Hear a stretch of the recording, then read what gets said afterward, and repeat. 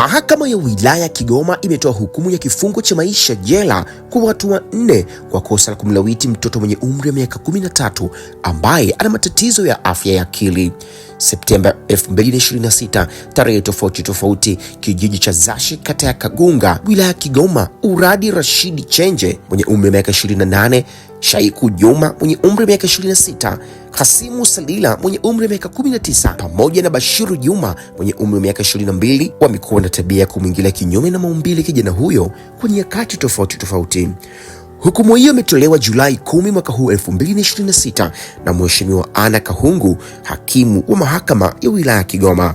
Kufuatia upelelezi uliofanyika, watuhumiwa wote 4 walifikishwa mahakamani Aprili 27 mwaka huu 2026 na kusomewa shitaka la kulawiti kinyume na kifungu cha 154 cha kanuni ya adhabu sura ya 16 toleo la 2023.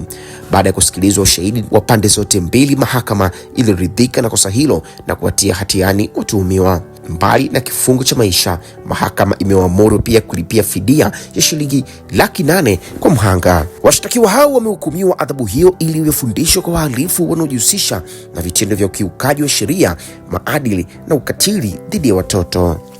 Hii ni sauti ya Rami Ramsey kutoka GA Lens.